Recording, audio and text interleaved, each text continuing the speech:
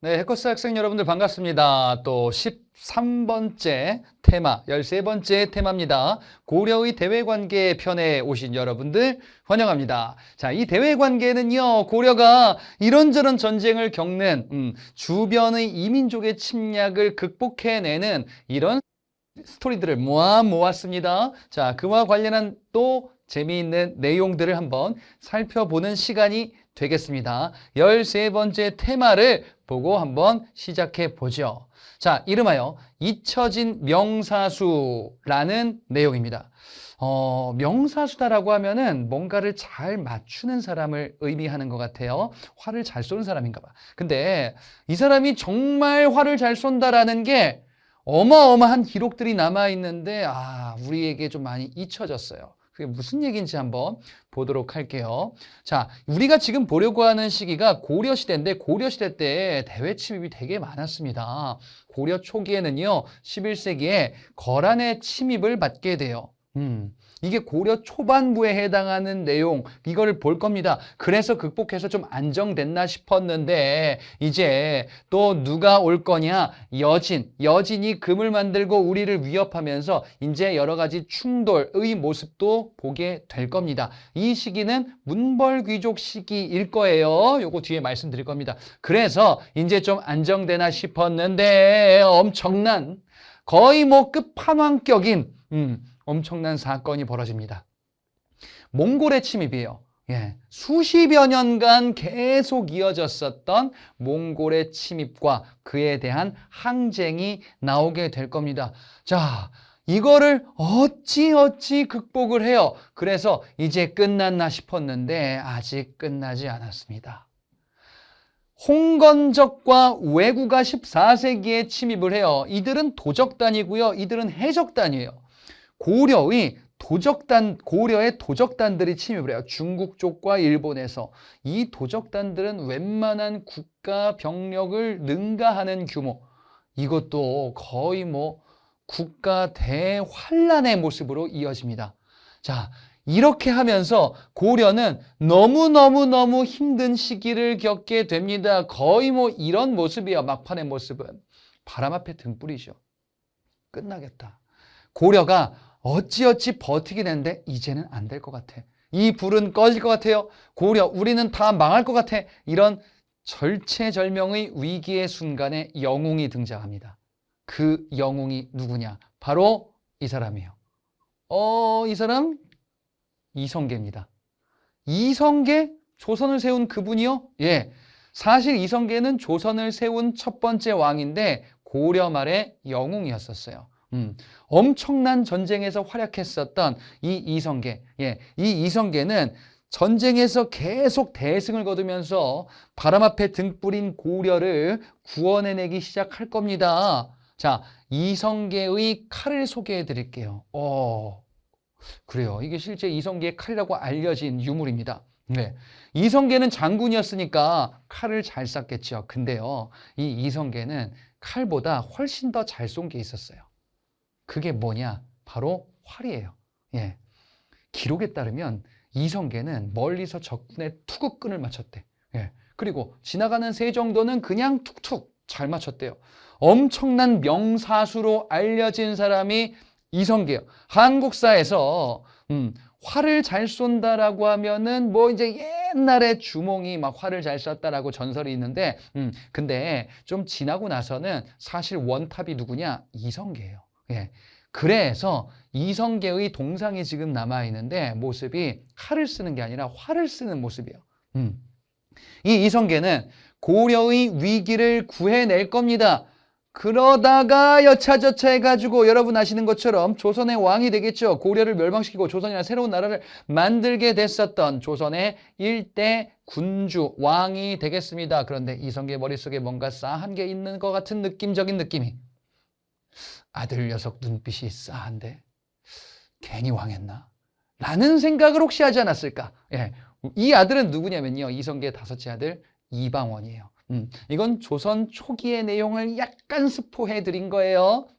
자, 아무튼 고려 말 때 영웅 이성계가 결국 등장할 텐데 그만큼 고려는 정말 어려운 시기를 계속 지나오고 버텨왔나 보구나. 그와 관련한 내용들 보도록 하겠습니다. 자, 고려의 처음으로 돌아갈 거예요. 고려의 처음, 태조 왕건 시기. 고려가 건국하고 이제 막 자리를 잡아가는 그 시기로 돌아가 보자.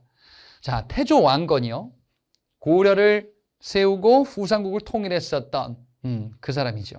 이 태조 왕건은 주변국에 대해서 어떤 생각을 가지고 있었냐면요. 바로 거란. 이 거란이라는 민족이 우리 북쪽에 있었던 당시에 힘이 센 이민족이었었는데 얘들하고는 상대해서는 안 된다라는 생각이 있었어요. 실제로 유언에다가 거란은 야만인들이다. 이들과 상대해선 안 된다라고 후대 왕들에게 훈요 10조에 당부를 하기도 했었어요. 거란에 대해서 그래서 생각이 좋지 않았구나는 걸 알 수 있어요. 사건도 있었죠. 바로 만부교 사건이에요. 요거 여러분 앞서 태조 왕건 때 봤었거든요. 당시 거란이 고려와 친하게 지내려고 사신들과 함께 낙타를 끌고 왔었어요. 낙타로 전쟁하는 게 아니고 낙타를 갖다 바치려고 온 거야. 우리한테 선물로 주겠다 이거지. 유목민족한테 귀한 선물로 낙타를 주겠다라고 했는데 태조 왕건 때 어떻게 해요? 낙타를 만부교 다리 아래다가 매달아 놓고서 먹이를 안 줘요. 굶겨 죽여요. 그리고 사신들을 유배 보냅니다. 아니 선의로 거란이 우리에게 손을 내민 거예요. 고려야 친하게 지내자 했는데 고려가 어떻게 한 거야? 싫은데 퇴 한 거야. 이쯤 되면 뭐 하는 거야? 싸우겠다는 거잖아요. 그죠? 이게 태조 왕건 때의 정책이에요. 거란과는 우리는 친하게 지내지 않겠다예요. 왜? 또 이유가 있어요. 고려가 초기에 표방했었던 게 고구려를 계승하겠다라는 거잖아요. 고구려를 계승하려고 하는데 근데 고구려 옛 땅에 누가 차지하고 있냐? 지금 거란이 차지하고 있는 거야. 충돌이 있을 수밖에 없겠다. 고구려 옛 영토를 차지하겠다라는 정책을 여러분 앞서 뭐라고 했었냐면요. 북진 정책이다 라고 이야기를 했었어요. 예. 고구려 옛 영토를 늘려나가겠다라는 거죠. 그렇구나. 그리고 왕건 조금 뒤에 광종 나오기 바로 전이거든요. 여러분 앞서 태조 왕건, 그 다음에 광종 이런 왕 봤잖아요. 그 바로 전에 우리도 대비는 해야 될 거 아니에요.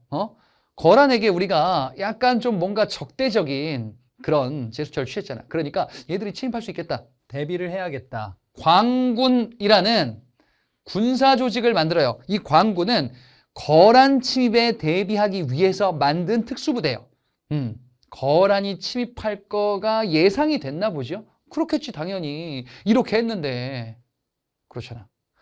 그래서 머지않아 거란이 침입하게 됩니다. 자, 거란이 침입하게 된 배경, 대외적인 배경을 좀 보충해서 말씀드려 볼게요.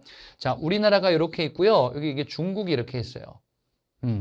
당시 고려가 있고요. 그 다음에 중국 쪽에 송나라라는 새로운 국가가 등장해요. 그리고 거란이라는 이민족이 이렇게 자리를 잡고 있습니다. 자, 그래서 거란, 송, 그리고 고려 이렇게 세 나라를 중심으로 먼저 이해를 해주시면 되겠어요.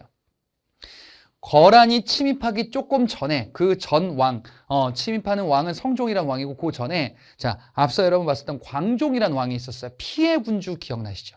이 광종 때 외교 정책을 어떻게 하냐? 우리는 송나라와 친하겠다. 중국의 송나라와 친하게 지내야겠다라는 이런 생각을 갖게 되거든요. 중국의 선진 문물을 받아들이겠다라는 거예요. 자, 중국의 송나라와 친하게 지내고 거란과는 대립하겠다라는 정책은 이전부터 이어지고 있었죠. 그러니까 우리는 당시에 송이랑은 중국이랑은 친하게 지낼 거야. 근데 이민족 너희들과는 대립할 거야. 너희들 영토는 우리는 뺏고 말 거야. 이런 정책이었었던 거야. 그래서 거란이 고려 맨날 낙타도 굶겨 죽이고 우리한테 적대적이야. 그리고 거란의 진짜 의도는 송나라를 치고 싶은 건데 고려가 송이랑 친하니까 안 되겠다 싶은 거야. 고려부터 정리하고 가야겠다라는 생각을 거란이 갖게 돼요. 그래서 침입을 하게 됩니다. 1차 침입은 성종 때 있을 겁니다. 자, 최승로의 시무 28조 기억나시죠? 그때 왕 성종이에요. 1차가 있는 거 보니까 뒤에 2차가 계속 있는 거 이어지는 것 같아요. 자, 이 1차 침입 때 거란이 수십만의 군대를 이끌고 우리를 침입해 왔습니다. 당시 왕 성종.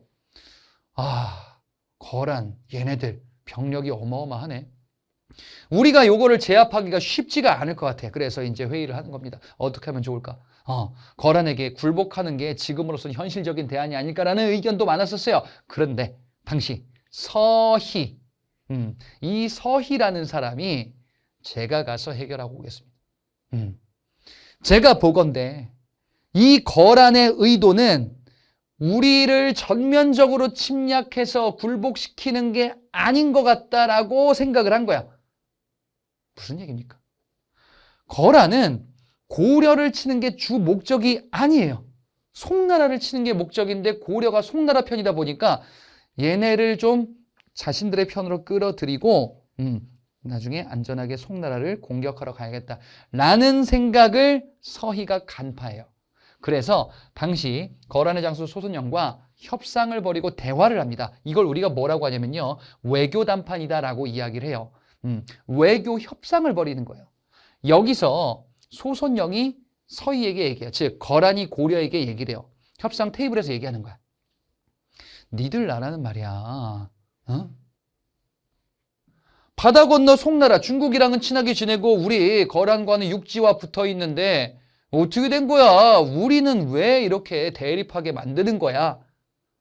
고려의 외교 정책에 대해서 불만을 얘기해요. 그리고 소선영이 또 서희한테 얘기해요. 너희 나라 고려는 신라 땅에서 난 국가잖아. 근데 고구려 뭐 계승 이거 뭐냐 이거지. 신라에서 났잖아 사실 솔직히. 그래 이걸 얘기해요. 서희가 얘기합니다.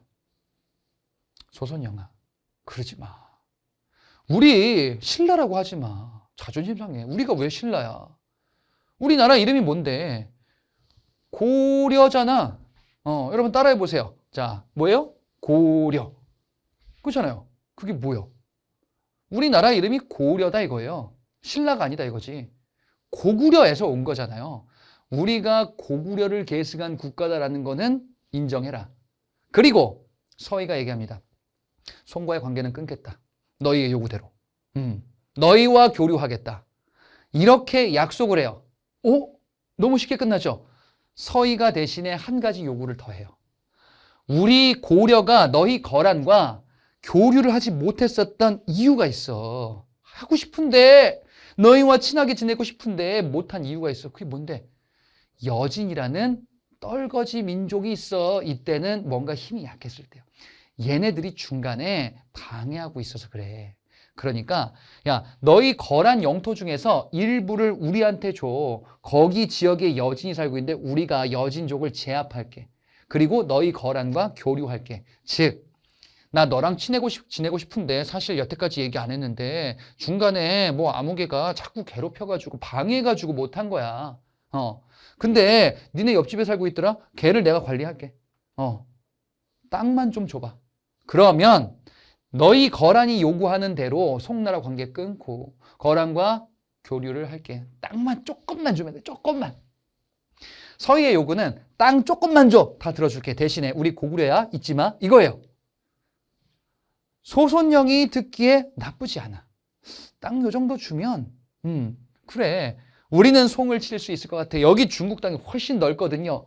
자, 그래서 결국 협상으로 받아내요. 강동 육주 지역을 받아낸 거는 전쟁으로 우리가 영토를 확보한 게 아니에요. 싸운 게 아니야, 이거는. 협상으로 주고받은 거예요. 그지? 강동 육주 일대가 여기입니다. 자, 여기가 어디냐? 고려의 국경지대. 원래 고려의 국경은 요 정도 선이었거든요. 요 지역을 받아내서 영토를 늘린 거예요, 고려가. 6개의 주라고 불리는 이 지역을 받아낸 거예요. 압록강, 여기 압록강인데 압록강 동쪽에 영토 일부를 받아내서 고려의 영토가 늘어난 겁니다. 옛 고구려 영토 일부를 회복을 한 거예요. 여기 최전선에 흥화진이라는 곳이 있어요. 여기가 고려의 국경지대예요. 여기 흥화진을 비롯한 뭐 귀주라는 지역도 있고 요 지역들이 고려의 이제 가장 북쪽이 되는 거예요. 이 지역은 거란과의 협상을 통해서 받아낸 거야. 자, 우리가 받았죠. 그럼 뭘 줘야 돼? 주는 게 뭐였죠? 주는 게 송과의 관계를 끊고 거란과 교류한다가 우리가 줘야 될 거예요. 이렇게 1차 침입은 나름 평화롭게 마무리가 된 겁니다. 그런데 아직 안 끝났네. 왜 자꾸 침입하지? 고려에 왕이 성종이 있었죠, 좀 아까. 성종 다음에 목종이라는 왕이 있어요. 자, 이 목종이 좀 통치가 좀 별로야. 네. 뭔가 좀 백성들을 위한 통치라기보다는 뭔가 좀 흥청망청, 좀 문란한 모습들도 좀 많이 있었다라고 알려져 있어요. 이 목종을 보니까 안 되겠어. 누가 이런 생각을 했냐? 강조라는 사람이 이런 생각을 해요. 강조는 고려의 무관이에요. 군 지휘관이에요. 권력, 병력을 지휘하고 있었던 이 강조가 보기에 안 되겠는 거예요. 그래서 이 강조가 고민하다가 군사를 이끌고 쳐들어갑니다. 수도 개경으로. 그래서 목종을 폐위하고 새로운 왕을 옹립해요. 자, 이런 사건이 강조의 정변입니다. 강조의 정변이라는 사건을 계기로 새롭게 왕에 오른 인물이 현종이에요. 예. 이 현종이라는 왕 때 전쟁이 계속 일어날 거예요. 강조의 정변을 계기로 현종이 왕위에 올랐다. 이 사람은 앞서 잠깐 봤었죠. 그렇지? 사실 현종이라는 왕은 굉장히 드라마틱한 인물이에요. 예. 이 현종이라는 왕은 왕이 되기 전에 자신의 기반이 아주 약했었어요. 사생아 출신이었거든. 정상적인 부모의 혼인관계에 의해서 낳은 아들 출신이 아니었거든. 고려 왕족이긴 했는데. 예. 그래서 현종이 어렵게 자신의 목숨을 부지하다가 이렇게 왕위에 오른 거야. 예. 강조의 정변을 구실로 강조의 정변을 계기로 현종이 왕위에 올랐는데 이 소식을 들은 거란이 얘기를 하는 거야. 야, 우리한테 얘기도 없이 이렇게 왕이 바뀌면 너희들 우리를 침략하는 거 아니야? 그리고 고려가 결정적으로 1차 침입 이후에 송과 관계를 끊고 거란과 교류를 해야 되는데 그러지 않았어요. 고려가 강동 6주를 받고 지불을 해야 되거든요. 뭘? 송과 관계 끊고 거란과 교류를 해야 되는데 안 한 거예요. 고려는 그럴 생각이 없었다는 거야. 땅만 받으면 된다라는 생각을 사실 했었다는 거야. 그러니까 국내 이런 사건을 구실로 삼은 거야, 거란이. 야, 너희들 정변 났네? 우리가 거기 가서 수습해야 되겠어. 본심 뭐겠어요, 거란은? 너희들 땅만 가져가고 우리랑 교류한다는 약속은 어떻게 된 거야? 가서 고려를 혼쭐 내야겠어 라고 해서 현종이 즉위한 지 얼마 되지 않아가지고 침략을 한 거예요. 자, 현종이 즉위한 지 얼마 되지 않아 침략했는데 이 사람 아직 기반이 없어요. 정치적인 기반이 없어요. 인제 막 왕이 됐었던 어린 군주였었어. 우왕좌왕하겠죠. 그렇지? 거란이 침략하자 이제 고려의 국경지대 성들이 계속 함락됩니다. 당시 그래서 현종이 어떻게 되냐? 이 왕이 이 2차 침입 때 나주로 피난을 가요. 개경을 버리고 나주로 피난을 간 거야. 그만큼 당시 고려가 전쟁 대비가 제대로 되어 있지 않았었던 거예요. 예. 그런데 당시 거란이 이렇게 계속 고려를 침략하면서 더 이상 진격하지 못해요. 여러분 요거는 한번 이해해 보시면 재밌는 그런 모습이거든요. 우리나라에 침략하는 외적들이 많이 있어요. 근데 한반도는 국토의 70%가 산지거든요. 우리 한반도 지역 깊숙이 오면 올수록 침략하는 사람들 입장에서는 불안해. 왜냐? 일단 산이 너무 많으니까 자신들의 본국과 거리가 멀어지면서 험준해져요. 그리고 산이 많다 보니까 중간중간에 우리가 매복하면서 공격할 수 있거든요. 보급이 끊기면은 우리 쳐들어왔다 굶어 죽는 거예요. 그런 배경 중에 하나가 당시에 거란이 우리나라 깊숙이 침략해서 개경까지 함락시키는데 뒤가 계속 불안해. 뭐냐? 당시 양규라는 장군이 국경 최전선의 흥화진 여기를 계속 지키고 거란을 뒤에서 공격하고 있었어요. 그러니까 거란이 더 이상 갈 수가 없는 거예요. 예, 이게 2차 침입이야. 2차 침입 때 당시 거란이 요구를 합니다. 무슨 요구를 하냐? 고려야, 너희들 우리 거란의 황제에게 와서 인사를 해라. 당시 현종도 그러겠다고 했어요. 예, 우리 고려가 거란과 대립할 의사가 없고 너희들을 잘 대우해 줄게 라면서 약속을 한 거예요. 그리고 거란 같은 경우에는 계속 가기가 어려우니까 고려한테 물어본 거지 진짜야? 그렇게 하겠대. 믿어도 되나? 아닌 것 같은데? 여러 가지의 약간 전략과 전술 같은 것들이 계속 난무하던 시기였었어요. 단순화시키면 강조의 정변을 계기로 거란이 침입했는데 후방이 거란이 불안했었고 그리고 왕이 일단 멀리 떠났어요. 그래서 더 깊이 오기에 불안해진 거란이 고려의 요구를 대략 믿고 군사를 물릴 수밖에 없게 된 거예요. 이게 2차 침입이에요. 2차 침입은 우리가 피해가 좀 있었음에도 불구하고 거란의 침략을 물리치는 데 성공을 했어요. 왕이 일단 잘 피신을 했었고 그리고 후방에서 양규가 활약하기도 했었습니다. 이렇게 물리쳤어요. 자, 근데 다시 침입하지 않을 이유가 없는 거죠. 그렇죠? 거란이 침입하지 않을 방법은 하나 있어. 당시 왕이 사신을 보내던 현종이 자신이 직접 가던 우리 친하게 지낼 테니까 더 이상 침입하지 말고 친하게 이렇게 지냅시다 라는 것을 적극적으로 표명하면 돼. 근데 고려 입장에서는 고구려 계승 국가인데 그럴 순 없죠. 중국과 교류를 통해서 선진 문물을 받아들이겠다라는 것은 변하지 않았어요. 현종이 입조하지 않는 거예요. 입조한다라는 거는 가서 찾아뵙고 이제 인사를 드리는 거예요, 거란한테. 그런데 그렇게 하겠다고 했지만 그럴 생각이 없거든요, 고려는.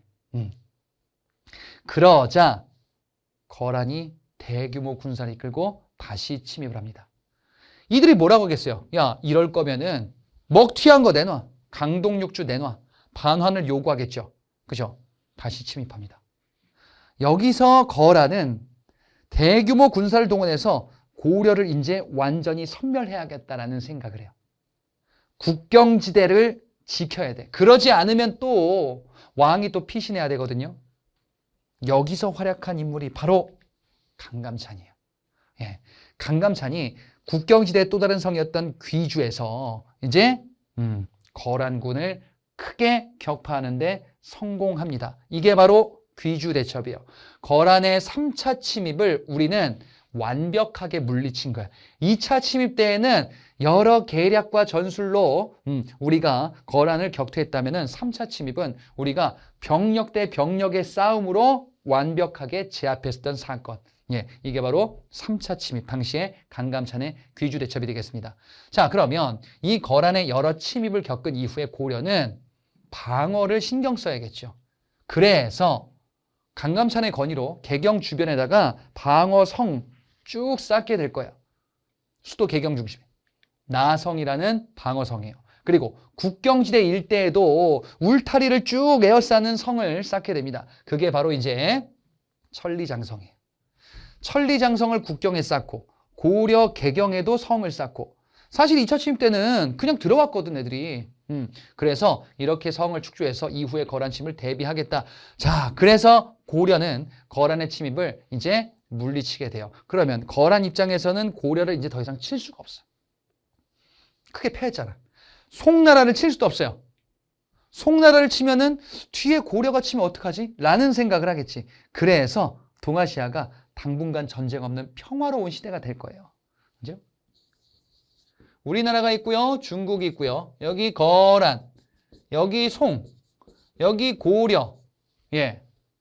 고려가 거란의 침입을 역포했죠. 그러니까 거란이 송나라를 침입할 수가 없어요. 고려도 침입할 수 없죠. 사이좋게 지내는 안정적인 시기가 당분간 이어집니다. 그리고 고려는 안정적인 문벌 귀족 시대로 접어들게 되는 거예요.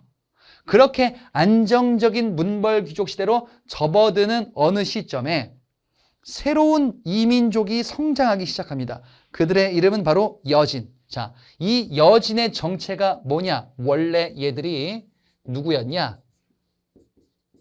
말갈이었었어요. 말갈? 발해? 맞아요. 발해의 피지배 세력이었었던 말갈족이에요. 발해는 고구려 유민들 중심이고 지배층이고 그다음에 지배를 당하는 이민족들이 말갈족이었죠. 이 말갈족이 여진으로 이제 이후에 불리게 되는 거야. 자, 근데 이렇게 평화로운 시대가 쭉 지속되다 보니까 이 여진이 그 전에는 자신들의 세력을 막 형성하지 못했다가 힘이 점점 세지기 시작하는 거예요. 힘을 모으는 거예요. 모으면서 여기저기 침략해. 고려에도 침략해요. 고려는 전쟁이 오랫동안 이어지지 않다 보니까 귀찮게 얘네들 별것도 아닌 것도 왜 이렇게 까불지라고 했다가 이게 점점점 일이 커지기 시작해요. 여진의 세력이 점점 커지거든요. 자, 이 말갈, 여진들이 성장하면서 고려를 침략하는 일이 벌어지자 고려가 결심을 합니다. 안 되겠다. 이들을 정벌해야겠다. 가서 우리 고려군이 얼마나 힘이 센지 가서 혼쭐을 내줘야겠어 해가지고 여진을 정벌하러 떠나요. 그런데 고려군이 대패합니다. 여진, 얘들 별것도 아니다라고 생각을 했는데 막상 가서 혼쭐 내주려고 가다 보니까 전쟁을 하다 보니 진 거예요. 당시 왕 숙종, 이 왕이 아직 이자겸 나오기 전이에요. 이 왕이 장군한테 물어보는 거예요. 아니, 우리 고려군이 정예 병력이 여진에게 패배할 이유가 없는 것 같은데 어떻게 된 거예요? 죽여주시옵소서 했겠죠 아마. 그런 거 말고 나는 정말 궁금해서 그래. 응? 장군이 보기에 우리 고려군이 부족한 게 뭐였어? 신이 부족하옵니다. 그런 거 말고 진짜 이유를 얘기하라 이거지. 그래서 당시 윤관이라는 사람이 이 얘기를 합니다. 제가 보건대 전쟁을 겪다 보니까 전투를 하다 보니까 우리 고려군이 불리한 게 있었습니다. 그게 뭐예요? 그걸 알고 싶소. 그 이유는 바로 스피드입니다. 그게 무슨 말이에요? 속도 차이가 났습니다. 저들의 주력이 기병인데 우리는 보병 중심으로 상대하다 보니까 문제가 있었습니다요. 유목민족들 상대하려면은 얘들이 말부대 중심, 기병부대 중심인데 우리가 보병부대 중심으로 상대했던 거야. 속도를 못 찾아서. 그래서 어떻게 해야 되냐? 기병 중심의 부대로 우리가 바꿔야 됩니다. 저 여진족들과 전투를 벌여서 승리하려면. 그래서 이 윤관이요. 당시 왕 숙종에게 건의를 합니다. 기병을 양성하자. 그래서 신기군, 기병 중심의 부대예요. 그리고 보병들도 기병 지원으로 바꿀 겁니다. 신보군이라고 해요. 그리고 승려 부대들도 합류해요. 항마군이다라고 해요. 이 부대를 합쳐서 별무반이라고 합니다. 자, 이 별무반은요. 목적이 뚜렷해요. 여진을 치자야. 저 여진들을 혼쭐 내주자라고 해서 만들어진 특수부대입니다. 자, 이 별무반을 조직하게 됩니다. 이 별무반을 조직해서 이제 숙종이 얘기하겠죠. 별무반을 이끌고 나서 출격하라! 라고 하고 좀 이따 죽어요. 예, 출격을 못합니다. 그리고 왕이 바뀌어서 예종이라는 왕이 돼서 이제 어떡하냐? 그래, 별무반을 중심으로 가서 정벌하자 해서 여진을 치러 갑니다. 결국 윤관이 별무반을 이끌고서 여진을 정벌하는데 성공하게 돼요. 그래. 정말 이게 문제였구나. 스피드가 문제였구나. 여진의 영토, 여진이 살고 있었던 영토를 우리가 가져온 거예요. 그래서 그 지역에다가 성을 쌓을 겁니다. 동북구성이라 그래요. 동북구성을 쌓고 성 9개를 쌓고 이제 여진을 쫓아낸 겁니다. 자, 이렇게 해서 여진을 정벌하는데 성공을 했어요. 그런데 말이에요. 문제가 생겼어요. 뭐냐? 여진이 힘이 점점점 커져. 여진이 고려에게 계속 요구를 해요. 성을 돌려주세요. 그 이전에 우리가 있었던 동북구성, 당신들이 쌓았던 성 때문에 우리 살 데가 없습니다. 아니면은 계속 저희는, 먹고 살 게 없어가지고 침략할 수밖에 없어요. 고려가 고민하다가, 알았어. 대신에 너희들 문제 일으키지 마. 알겠습니다. 하고서 이제 여진이 갑니다. 동북구성을 반환해요. 여진은 더욱더 성장의 날개를 달게 될 겁니다. 여진 정벌로 인해서, 고려의 정벌로 인해서 여진이 타격을 받았는데 회복을 금방 한 거야. 그리고 이들이 금이라는 나라를 만들고서 더욱더 강력한 국가가 된 거예요. 고려가 방심하고 있었어요. 얘네들 뭔가 점점 커지는 것 같아. 에이, 설마. 이러던 와중 이 금나라가 거란을 멸망시킵니다. 오? 세력이 커진 거예요. 거란이 만든 나라가 요라는 국가거든요. 이 나라를 멸망시켜요. 그리고 고려의 군신 관계를 요구해온 거예요. 여진의 금나라가 세력이 점점 커진 거예요. 이때 집권자가 누굴까요? 여러분 앞서 봤어요. 바로 이자겸이에요. 경원이 씨 이자겸.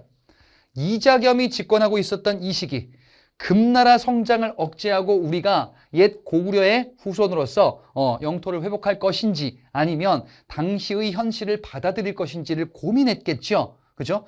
둘 다 일리가 있을 수 있는데 이자겸은 어쨌든 자신의 권력을 유지하는데 좀 더 관심이 많았겠죠. 그래서 뭔가 바꾸고 싶지 않다 이거야.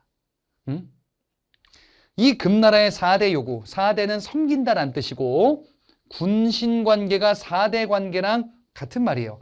임금과 신하, 우리는 금나라를 황제 국가로서 섬기고 우리보다 더 높은 국가로 인정을 하는 거예요. 그리고 이제 우리는 신하 국가가 돼서 그들의 요구를 충성스럽게 받들겠다라는 거예요. 섬기겠습니다. 임금과 신하 관계 받아들이겠습니다라는 거예요.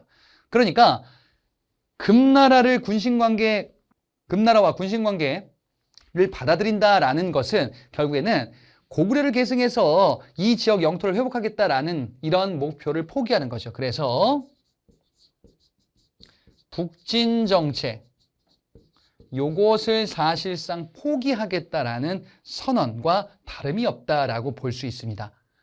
그러면 고려 내에서는요, 이자겸이 이렇게 지금 추진했는데 반발이 없었을까요? 고려의 정체성은 고구려잖아. 당연히 있죠. 당연히 있었던 것이 폭발했었던 게 서경파 주도의 서경천도 운동이었던 거야. 그 서경천도 운동을 주장했었던 묘청. 이들의 주장이 바로 고구려 계승이었거든요. 우리는 고구려를 계승하겠다. 그 다음에 금나라 섬길 수 없다. 금나라 정벌하자. 이 주장이었거든. 서경으로 도읍을 옮겨야 되면 왜 옮기냐? 서경이 정말 명당, 풍수지리적으로 명당이기 때문에 그래서 그 기운을 받아서 우리가 다시 뻗어나가자. 아니 저들과 싸우면 어떡합니까? 싸우는 것을 일부 감당해야 된다라고 주장을 한 거죠. 하지만 묘청의 서경천도 운동은 진압되게 됐었죠. 이렇게 역사가 흘러갔던 겁니다. 그리고 고려 내에서는 문벌 귀족들의 공고한 지위가 이어지다가 결국에는 무신들의 불만으로 이제 문벌 귀족 시대가 끝나고 무신 시대로 바뀐 거예요. 무신 정변을 계기로 무신 시대로 바뀐 거죠. 그리고 이 무신 시대 때 정중부요, 경대승이요, 이의민이에요. 그리고 최충원, 최씨 정권으로 넘어간 거예요. 그러던 최씨 정권, 최충원에서 최우로 넘어간 시점쯤에 중국 대륙의 안쪽 내륙에서 성장한 또 다른 이민족이 나옵니다. 끝나지 않습니다. 얘네가 끝판왕이에요. 몽골이에요, 몽골. 자, 몽골, 내륙 지역의 찐 유목민족이에요.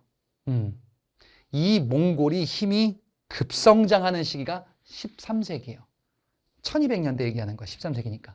자, 이 몽골이 점점 성장하던 시기에 기존에 있었던 몽골이 점점 성장하는 시기에 기존에 있었던 거란, 여진 이런 세력들은 몽골의 성장 때문에 위축되고 있었던 시점이거든요.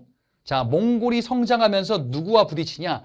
거란과 부딪힐 거예요. 이 거란이 쫓기고 오다가 어디까지 오냐? 고려의 국경지역까지 와요. 고려의 국경지역까지 거란족들이 쫓겨가지고 온 건데 몽골이 쫓아온 거예요. 그래서 고려가 국경을 침범하니까 거란을 물리시죠. 근데 몽골도 거란을 쫓아서 공격하러 쭉 왔었죠.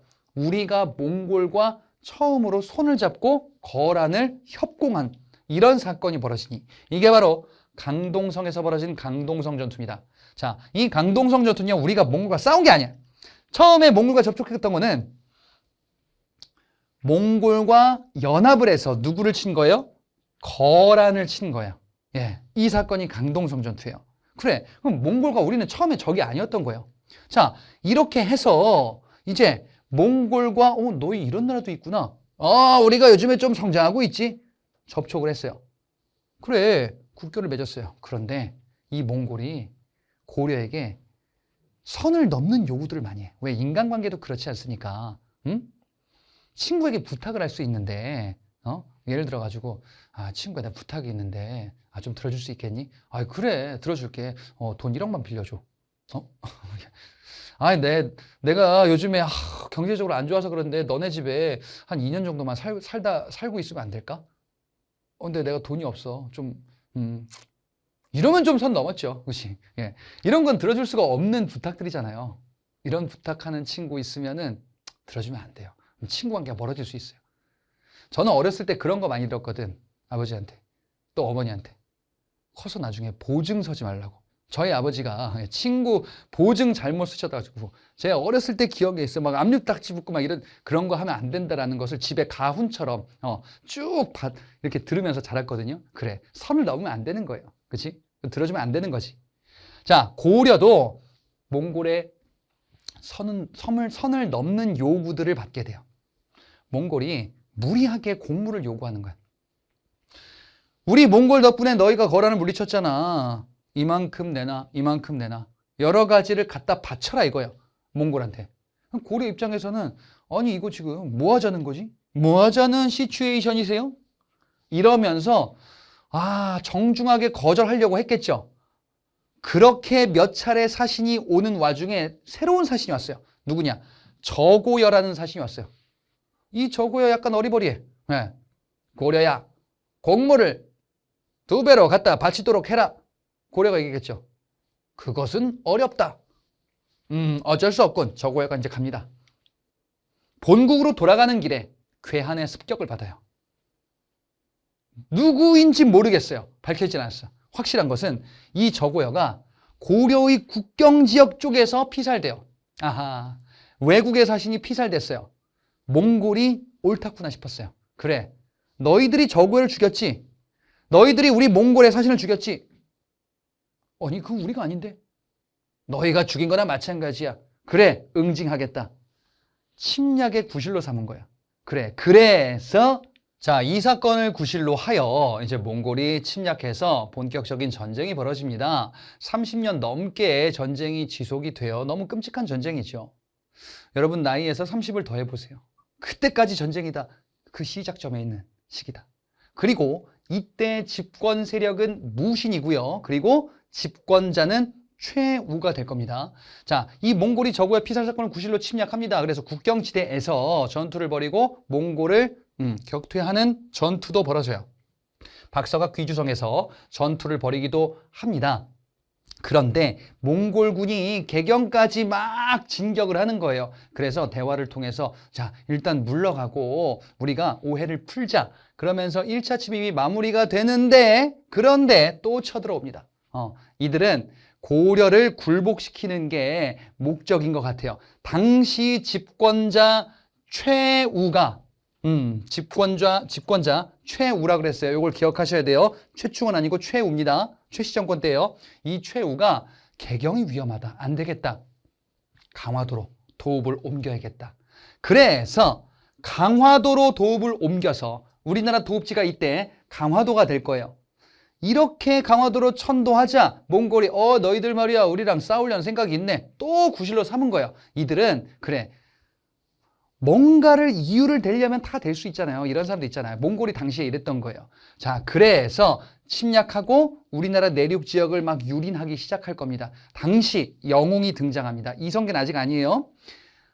몽골 침입 때 등장했었던 영웅, 가장 많은 활약을 했었던 인물, 시험에도 가장 많이 나오는 분이 있습니다. 승려 출신 인물 김윤후가 있습니다.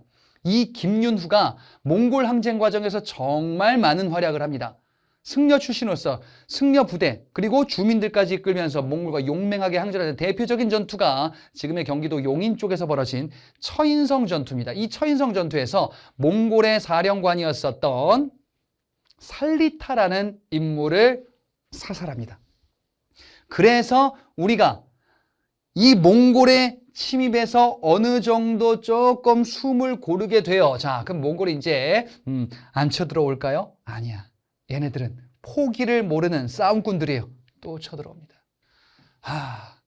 끝이 없어요. 예, 3차, 4차, 5차, 6차 계속 옵니다. 이게 30년, 40년 걸린 거예요. 자, 또 쳐들어왔을 때 우리 측 피해가 점점점 눈덩이처럼 불어나기 시작해요. 경주까지 들어가요, 얘들이.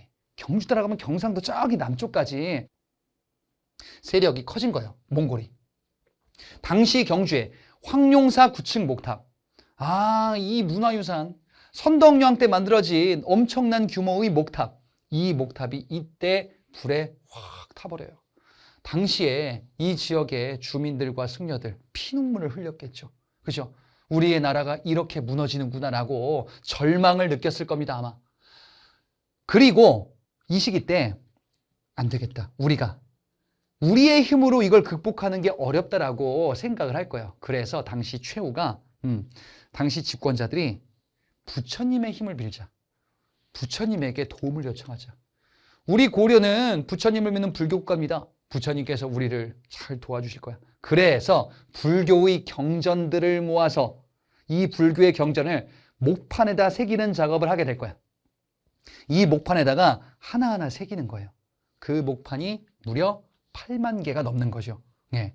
이렇게 정성을 다하면 부처님께서 감동하여 우리를 지켜주시겠다라는 이런 믿음을 가지고 있었던 거예요. 이런 믿음.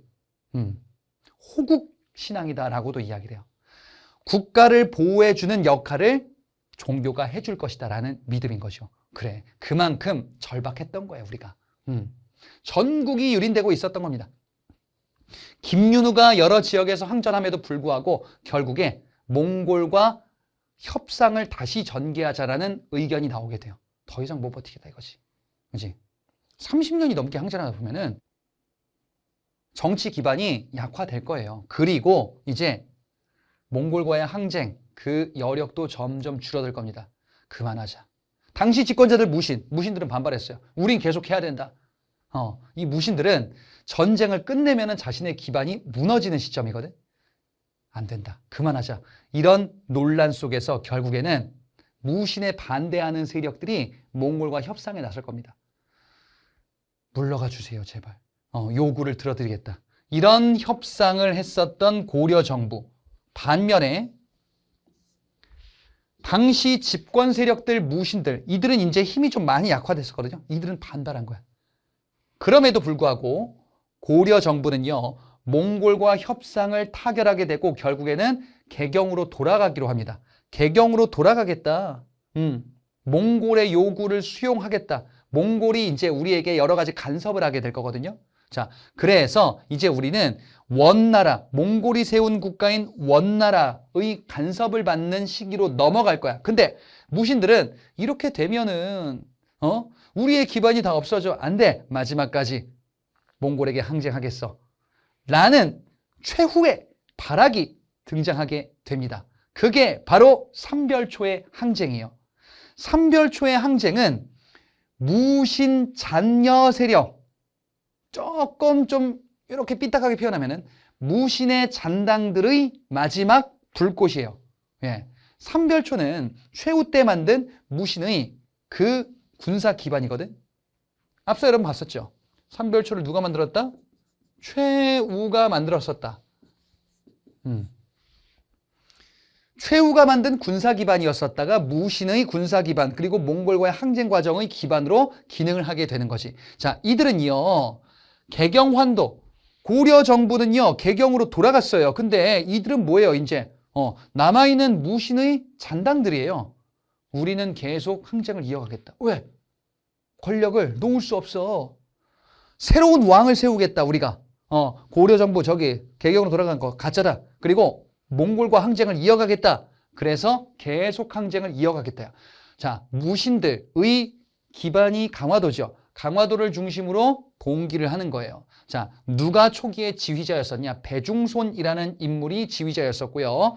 이들이 이제 새로운 왕을 옹립하면서 고려 정부에 맞서는 새로운 정부를 구성하는 이런 단계까지 가는 거예요.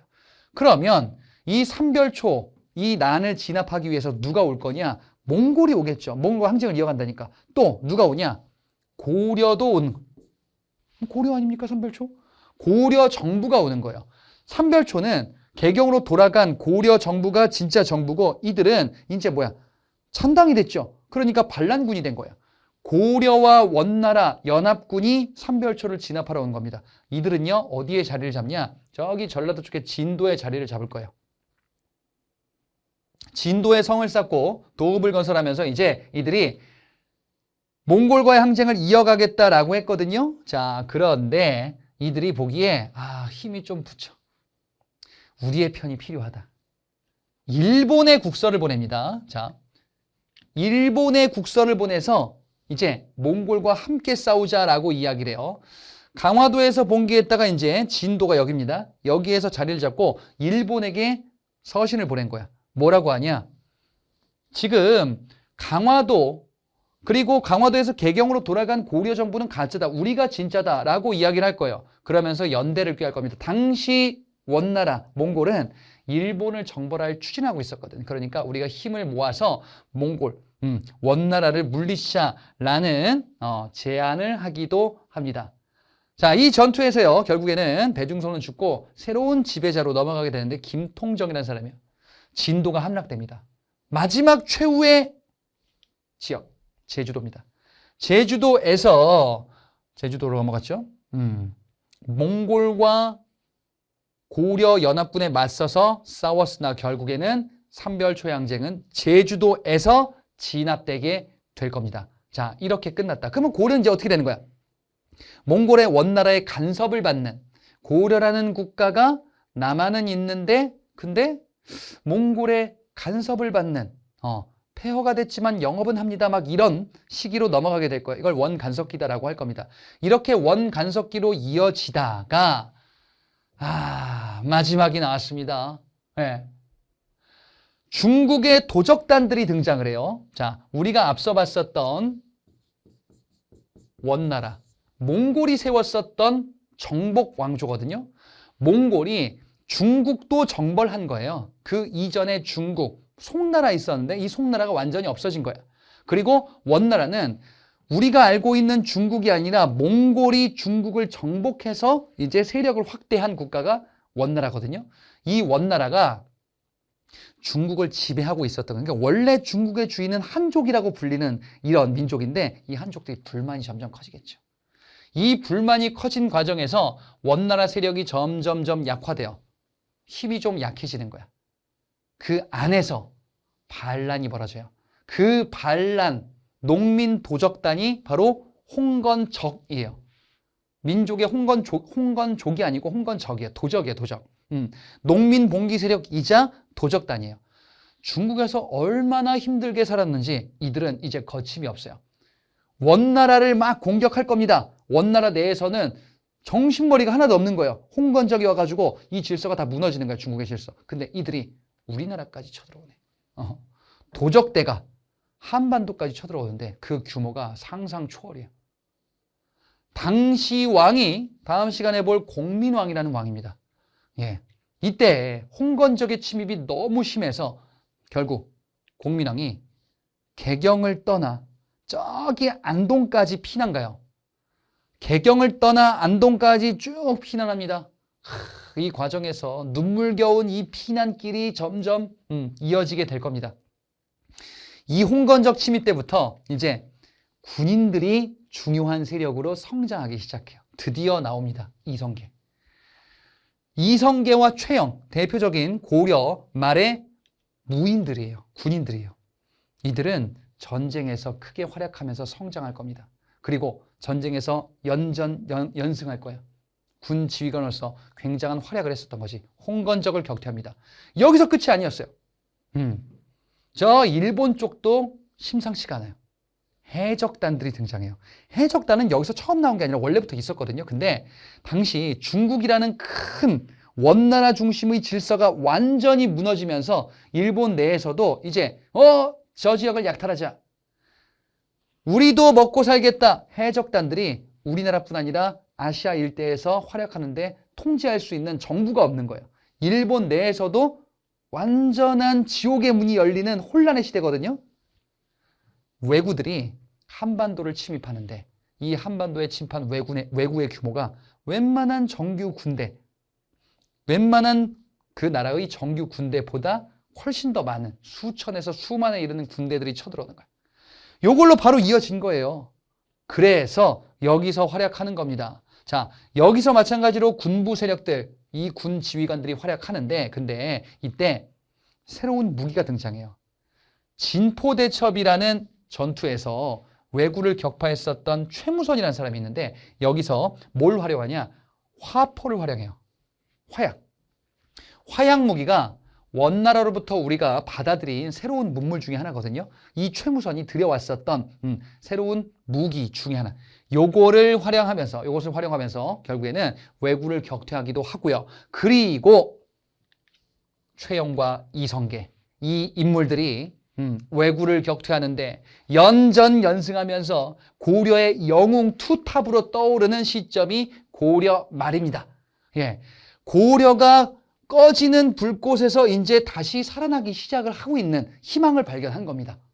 그런데 누가 지금 힘이 제일 세요? 최영과 이성계. 이 둘이 큰 권력을 안고 백성들의 엄청난 지지도 받고 영웅으로 부상하고 있었던 이 시점이다. 그래서 고려는 어떻게 될까? 우리는 결론은 알고 있어요. 이성계가 왕이 될 것 같은데 예, 그 얘기는 다음 단원에서 결말을 보게 될 겁니다. 자, 그래서 고려의 대외 침입과 관련한 그 내용들을 우리가 네 덩어리를 중심으로 쭉 살펴봤었어요.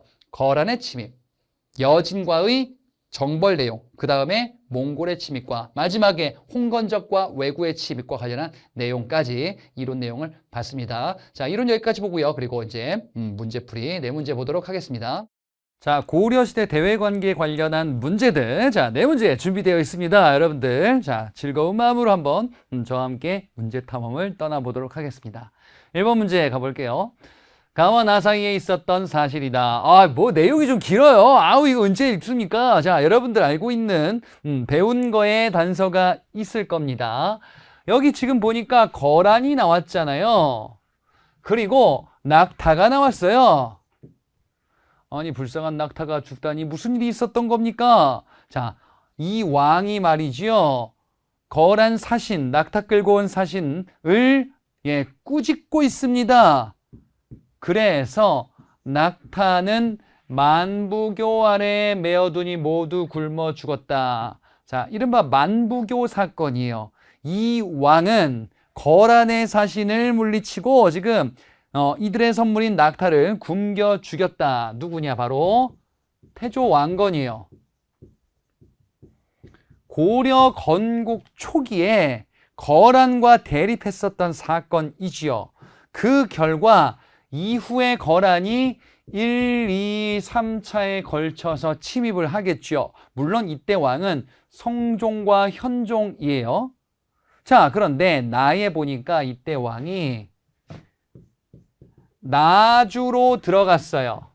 예, 보고하기를 거란 군사와 관련한 보고, 이런 내용이 있었구나. 자, 그래서 왕이 나주로 갔고 거란의 침입을 받았다라는 것을 알 수 있어요. 이 왕은 고려 현종입니다. 그리고 이 사건이 현종이 나주로 피난했었던 요거지요.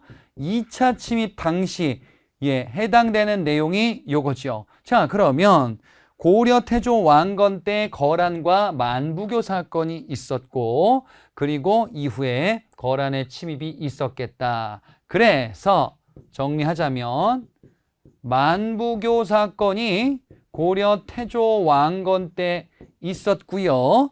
이런 것이 배경이 되어 거란의 1차 침입, 그리고 2차 침입, 그리고 3차 침입 이렇게 있었다. 2차 침입과 3차 침입은 고려 초기 현종 때 있었던 일이고요. 1차 침입은 성종 때 있었던 일이지요. 자, 이 1차 침입이 요 사이에 있네요. 그래서 이게 가고 요게 납니다. 왜? 2차 침입 때는 현종이 나주로 피난했다. 그 다음에 3차 침입 때에는 강감찬의 귀주 대첩이 있었죠. 1차 침입 때 활약했었던 인물이 서희죠. 서희의 외교 담판 3번의 정답이 있네요. 자, 서희의 외교 담판의 결과 강동 6주를 획득해서 고려는 영토를 확보하게 된다라는 사실 살펴봤었습니다. 자, 이게 지금 다 고려 초기 거란과의 갈등이었습니다. 나머지 오답 보기를 볼게요. 1번. 묘청이 칭제 건원을 주장하였다. 묘청의 난인데 이 묘청의 난은 고려 초기 이후 문벌 귀족 시기, 그리고 문벌 귀족 시기 때에는 누구와 대립할 거냐? 여진과 대립한단 말이에요. 예. 그래서 여진이 세운 금나라 정벌하자라는 주장을 묘청의 서경천도 운동에서 했었던 것이요. 자, 이번에 강감찬이 흥화진 전투에서 승리하였다. 흥화진 전투에서 강감찬이 승리했다. 일단 흥화진 전투는 2차 침입, 당시 양규의 활약으로도 알려져 있고요. 강감찬이 활약했었던 거는 3차 침입 귀주 대첩과도 관련이 있죠. 어찌됐건 자, 그 내용들이 지금 섞여 있고 강감찬이 흥화진 전투와 관련해서도 활약하는 내용, 이런 것들은 다 2, 3차 침입 요 이후에 해당하는 내용으로 볼 수가 있겠습니다. 4번에 최후가 강화도로 도읍을 옮겨 항전하였다. 강화도로 도읍을 옮긴 거는 몽골의 침입에 맞서서 무신집권기 때 있었던 일이지요. 자, 5번에 윤관이 별무반을 끌고 동북 구성을 개척하였다. 여진이다. 자, 그래서 여러분들 고려 초기에는 거란, 고려 중기는 여진, 후기 몽골, 그리고 홍건적과 왜구의 침입으로 이어진다. 자, 이 대외 침입 순서를 알아보시고, 그리고 1번과 5번의 내용은 여진과 관련이 있지요. 예. 2번의 내용은 3차 침입 관련에 있으니까, 자, 그 이후구나라는 걸 알 수 있고, 4번은 몽골과 관련 있는 내용이 되겠습니다. 자, 그래서 이렇게 구분할 수 있겠지요. 자, 2번 문제 보겠습니다. 가에 대한 고려에 대응으로 옳은 것을 골라보자. 가가 여기 있고요. 여기 있습니다. 자, 장수가 보고합니다. 가가 매우 사나워 변방의 성을 침입하고 있습니다. 아니, 얘네들이 말이지 우리를 침입하고 있어요. 지금 문제가 있습니다. 자, 그래서 누구에게 직책을 주느냐? 윤관에게 직책을 줍니다. 이 군대 통솔 권한을 줬습니다. 자, 그러면 윤관이 나왔으니까 누굽니까? 가가 여진입니다. 고려 중기 여진, 이 여진을 정벌하기 위하여 윤관의 건의에 의하여 별무반을 설치했다 라고 봤었죠. 그래서 이를 정벌하고 동북 지방에 9개의 성을 쌓았으니 동북구성이다. 자, 이 얘기가 고려 중기 문벌 귀족 시기 여진에 대한 정벌 충돌, 이런 내용이네요. 자, 고려의 대응이다라고 한다면 지금 보는 것처럼, 좀 아까 본 것처럼 5번에 있죠. 동북구성을 설치하고 경계를 알리는 비석을 세우기도 하였구나. 자, 요게 바로 윤관의 정벌과 관련한 내용입니다. 여진과 관련한 내용이네요. 자, 1번에 광군을 창설하여 침입에 대비하였다. 이는 고려 초기 거란의 침입에 대비하기 위한 조치예요. 2번에 박위를 파견하여 근거지를 토벌하였다. 자, 고려 말 때 왜구 침입에서 등장하는 내용입니다. 자, 왜구 침입에서는 고려 말 때 누가 나오냐? 바로 최영과 이성계, 이런 인물들, 최무선, 그리고 박위, 이런 인물들이 등장한다. 자, 3번에 강화도로 도읍을 옮겨 장기 항전을 준비하였다. 몽골에 맞서서, 침입에 맞서서 무신집권 최후 시기 때 있었던 일이시요. 4번의 내용은 앞서 봤네요. 만부교에서 낙타를 굶겨 죽였다. 태조 왕건이네 거란과 대립했었던 첫 번째 사건이었습니다. 자, 지금 여기서는요, 여진을 정벌하는 것이요. 자, 그래서 대외 침입 순서 기본 틀입니다. 어떻게 해요? 거란 침입을 우리가 겪고요. 그 다음이 여진이고요. 그 다음이 몽골이지요. 그리고 홍건적과 왜구지요. 요 순서를 중심으로 선후관계를 파악하는 것이 기본 틀이다. 3번 문제입니다. 가에 대한 고려의 대응으로 옳은 것을 골라보자. 자, 이번에 이 가는 누구일까? 첫 번째 줄에 박서는 이라고 나옵니다. 박서. 요게 단서 킥이에요. 박서가 여기를 맡고 있고 나머지 사람들이 지금 이렇게 나왔다. 그래서 싸워서 물리쳤다.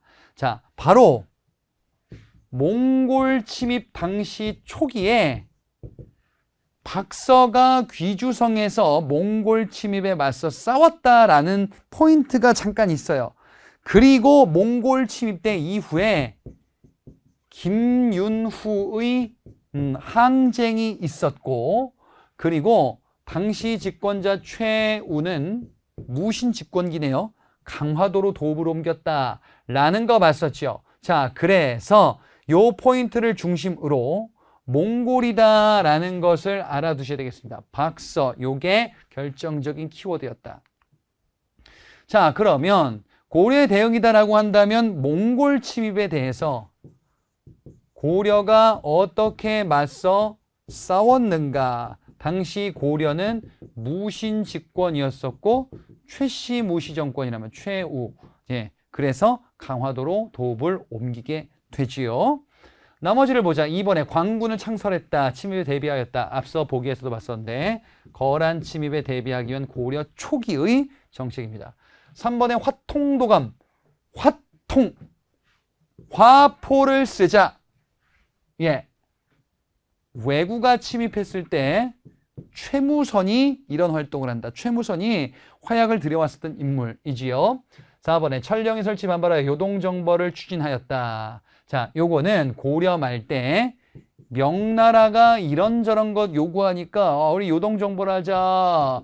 예, 요거 최영이 추진하게 되고 이에 대해서 반발했었던 게 바로 이성계입니다. 안 된다. 그래서 어떻게 합니까? 요동 가는 길에 돌아오지요. 위화도 해군을 단행하는 겁니다. 5번에 신기군, 신복군, 항마군. 자, 기병을 확충했구나. 별무반을 창설했다. 요거는 여진정벌 당시 윤관의 건의에 의해서 별무반을 창설한다 라는 것을 봤었지요. 자, 그래서 1번으로 골라주실 수 있겠습니다. 4번 문제. 순서대로 나열하는 문제. 자, 겁먹지 마세요. 예, 거란, 여진, 몽골, 홍건적과 왜구의 침입 이렇게 가는구나. 가를 보세요. 백관을 수집하여 금을 섬기는 문제. 금. 금이 뭐야? 여진. 여진이 세웠었던 금이고 이자겸이 지금 집권한 시기네요.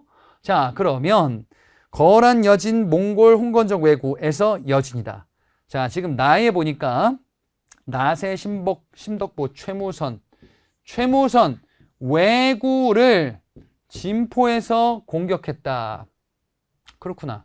왜구 격퇴, 홍건적과 왜구의 침입. 앞서 화통도감 있었네요. 그 최무선. 자, 다해 보니 몽골군이 쳐들어와 라고 되어 있습니다. 그래서 김윤후가 항전하는구나. 몽골의 침입이네. 너무 쉽잖아. 뭐가요? 거란, 여진, 몽골, 홍건적, 왜구.